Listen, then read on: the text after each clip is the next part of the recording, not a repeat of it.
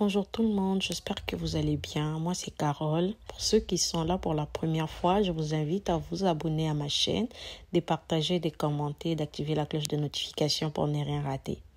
Aujourd'hui, nous allons faire les fumbwa. En tout cas, je ne sais pas si on appelle ça comment en français. Si vous connaissez comment on appelle ça en français, mettez-moi ça en commentaire. Parce que je n'ai aucune idée sur le nom du fumbwa en français. Voilà, j'ai lavé mon fumbwa. Ensuite, je viens mettre de l'eau pour le faire bouillir avant de commencer ma cuisson. De manière simple, facile et rapide. Ici, j'ai mon poisson lavé avec du savon Nalinuka, rincé et puis trempé depuis la veille. Ici, mon fumbwa a déjà commencé à bouillir. Je vais le laisser bouillir pendant 5 minutes. Après, je vais le rincer pour commencer la cuisson. Mon poisson fumé, pareil. Ici, j'ai mes épices pour les fumbwa. En tout cas, c'est vraiment des épices basiques, hein. Pour fumbwa, il y a esthétique et belleté. Voilà, nous avons du végétal, l'oignon, l'ail, ciboulette, tomates fraîches et du sel. Je ne vous ai pas juste présenté du poivre blanc, mais j'avais mis aussi du poivre blanc. Voilà, et après je vais tout mixer pour commencer ma cuisson. Suivez la recette. Après avoir tout mixé, j'ai ces résultats. J'aime que ça soit comme ça. Ici, j'ai mon fumbwa déjà rincé. Et là, j'ai mis ma pâte d'arachide. En tout cas, pour moi, la quantité là, ça me suffit. La pâte d'arachide dépend d'une personne à l'autre. Moi, j'aime pas trop. J'ai mis mon végéta. Bien mis mon végéta. Ensuite, je viens rajouter les épices que j'ai mixées. Voilà, j'ai rajouté mes épices. Je viens rajouter du piment vert. Après, je viens rajouter du ciboulette coupé. J'aime trop cette couleur. J'aime beaucoup. Voilà. Par la suite, je viens rajouter l'eau. On équilibre toujours parce que les fumbwa contiennent beaucoup d'eau. Il faut faire très attention. Après, je viens couvrir ma casserole et je vais les laisser bouillir à feu doux. Toujours. Je reviens vérifier ma casserole. Je vis que ça a commencé à bien bouillir, mais toujours à feu doux. Et j'essaye de bien mélanger la pâte d'arachide et les épices pour que les soulamobe, ça sort au fait. Comment on appelle ça en français, je ne sais même plus. Voilà, vous avez compris. Pour évacuer l'odeur crue des épices et de la pâte d'arachide. Je viens juste de mélanger. Puis je vais les laisser continuer à bouillir à feu doux. Voilà. Alors vous allez constater que je n'ai pas encore mis de l'huile jusqu'à présent. Moi, je procède comme ça. Je vais laisser bouillir jusqu'à la fin. Quand la pâte d'arachide va me donner la quantité d'huile qu'il y a dans les fumbwa, c'est par la suite que moi je viens à rajouter l'huile.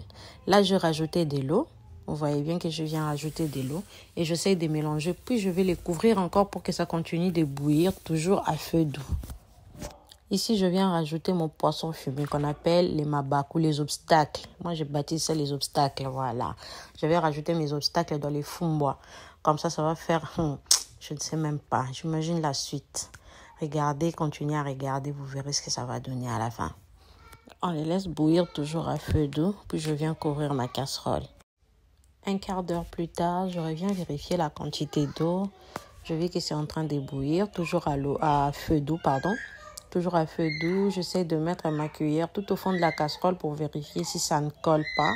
Très important, quand vous faites les fumbwa, il faut les remuer à chaque fois. Ça permet à ce que l'odeur des épices s'évacue, l'odeur des épices crues s'évacue et l'odeur de la pâte d'arachide crue s'évacue aussi. Et en même temps, ça permet à ce que vous contrôlez si ça ne brûle pas au fond de la casserole. Et de l'eau, il faut le rajouter progressivement. Si cela est nécessaire, bien sûr. Je ne cesse pas de les tourner, je continue de les tourner. En même temps, j'essaie d'écraser les gros morceaux de pâte d'arachide que je trouve dans la casserole. J'essaie de les écraser en même temps et puis je les tourne. Ensuite, je viens rajouter de l'eau parce qu'il n'est pas encore cuit. Vous voyez, j'ai rajouté de l'eau puis je vais continuer à remuer toujours à feu doux. Faire attention que ça ne brûle pas. Je continue de remuer. En tout cas, ne vous fatiguez pas parce que le fumbwa, c'est ça le problème avec le fumbwa. C'est vraiment le problème avec le fumbwa. Il ne faut même pas laisser un temps mort, sinon ça va brûler. Là, je viens encore ajouter de l'eau parce que pour moi, j'avais vu qu'avec la pâte d'arachide qu'il y avait déjà dedans, j'avais comme l'impression que c'était en train de s'épaissir encore plus. Alors, j'étais obligée de rajouter de l'eau pour que ça cuise bien. Après, je vais les couvrir pour les laisser bouillir, toujours au feu doux. Et je fais attention à ce que je n'écrase pas mon piment vert. Voilà. Un quart d'heure après, je reviens encore vérifier la quantité d'eau. Et là, je vois que mon fond bois commence à me donner un bon signe, comme quoi que ça commence à cuire. Parce que vous voyez l'apparition de l'huile au-dessus. Moi, je n'ai pas encore mis l'huile, mais c'est l'huile de la pâte d'arachide. Quand vous faites le fond bois, que vous remarquez que l'huile commence à monter comme ça au-dessus, ça veut dire que c'est pas loin à être prêt. Alors là, je viens les tourner encore. Je fais toujours attention avec mon piment. Et je mange avec les enfants, Seigneur. Je viens les tourner bien. Et là, je vis la quantité d'huile qu'il y a dans les fonds bois. Parce que quand la pâte d'arachide cuise, elle permet à ce que vous voyez la quantité d'huile qu'il y a dans les fonds bois. Comme ça, vous verrez quelle quantité vous allez rajouter. Moi, en tout cas, je procède comme ça.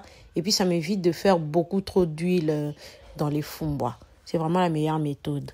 Ici, je viens rajouter mon huile parce que j'ai déjà étudié la quantité que je dois rajouter en fonction de ce que la pâte d'arachide m'a donné. Regardez bien. Après, pour ceux qui préfèrent avec l'huile de palme, c'est pratiquement la même méthode aussi. Vous pouvez toujours gérer la quantité de votre huile de palme pour ne pas que ça déborde, pour ne pas que ça soit beaucoup. Ici, je viens vérifier ma casserole. Je vis vraiment que mon fond bois est prêt à être mangé. Là, je viens le tourner bien. Je le tourne en tout cas pour s'assurer juste que ça ne colle pas au fond de la casserole. Après, la matière que j'ai en casserole, là, ça ne fait pas brûler et tout. Mais cela n'exclut pas les contrôles. Voilà. Ici, c'est mon côté Mukongo qui m'appelle. Voilà. Ça, c'est le côté Mukongo qui a pris les dessus. Voilà, je fais mon fond bois, c'est presque à la fin. Je vais dire déjà que c'est cuit. Vous voyez vous-même, même la texture a bien changé. Regardez bien, c'est vraiment la fin. J'avais déjà préparé mes makaya pour accompagner mon fond bois. J'ai mis mon huile, toujours avec du papier cuisson, parce que ça permet à ce que ça ne colle pas sur la poêle. Là, je viens mettre mes makaya bout. Mes poissons salés, j'allais dire. Voilà, pour ceux qui ne sont pas congolais, c'est des poissons salés. Comme c'est des morceaux bien épaisses, en tout cas, je vais les laisser cuire au moins 5 minutes de chaque côté pour avoir une meilleure cuisson de l'extérieur comme à l'intérieur. Voilà, j'ai tourné de l'autre côté pour faire la même chose comme j'ai fait sur la première face. Alors, je vais laisser cuire aussi pendant 5 minutes. Après, je vais passer à la sauce. Ici, je viens vous présenter mes ingrédients pour la sauce. J'ai du ciboulette, du poivron vert, de l'oignon. Ici, je viens rajouter un peu de bouillon de poisson. Je vais rajouter du végétal. Malheureusement, je n'ai pas du laurier. J'aime bien aussi quand je fais ma sauce pour le poisson salé. Mais malheureusement, j'en ai pas. J'ai mis ce que j'ai à la maison. Ensuite, je viens rajouter de l'eau pour les laisser bouillir. Ensuite, je vais rajouter l'huile, puis mes makaya. On suivait la recette jusqu'à la fin. On est presque à la fin. Vous verrez ce que ça va donner. Là, c'est en train de bien bouillir. Alors, n'hésitez pas à cette étape de venir les tourner pour pouvoir mélanger les épices crues et artificielles que j'ai mis. Du bouillon de poisson et du végétal. Comme ça va bien se mélanger. Et quand l'eau va réduire, c'est en ce moment-là que je viendrai rajouter l'huile. Regardez bien la recette. Je préfère toujours procéder de cette manière. Pour moi, c'est la manière la plus simple. C'est la manière la plus rapide, la plus délicieuse. Et voilà. Donc, vous verrez que le résultat final, ça sera pareil. Que de commencer par frire vos épices, puis rajouter les poissons salés. Vous verrez que c'est pareil. Là, je viens récupérer l'huile que j'ai utilisée pour frire mes poissons salés. Comme c'était propre, raison pour laquelle je mets le papier cuisson, parce que ça évite à ce que ça colle dans la casserole. Et là, j'ai récupéré mon huile. Vous avez vu comme c'est propre. Ensuite, je viens rajouter mes poissons salés. Je vais mettre mes poissons salés, puis je vais les laisser bouillir pendant au moins 5 minutes. Mais là, je vais les couvrir parce que j'ai besoin de la vapeur pour bien détendre les poissons salés pour ne pas que ça soit croustillant. Ici, je viens couvrir ma casserole. Je vais les laisser bouillir pendant 5 minutes et vous allez voir la fin de la recette, ce que ça va donner. Quelques minutes après, je reviens encore regardez ce que ça donne. Waouh! ma présentation. Tout est bon et voilà. Rien à dire en tout cas. Si vous voulez les faire, suivez cette méthode. Vous verrez que c'est simple, c'est facile, c'est très rapide. Ça, c'est mon assiette, l'assiette du chef, bien sûr. Les poissons salés, le fumbois, du chikwang à côté. J'ai mis un peu de piment, oui, parce que ça lave les cerveaux, les piments. Les piments, ça lave les cerveaux, comme il dit Chaba. Voilà. Passez une bonne soirée. N'hésitez pas à continuer de vous abonner.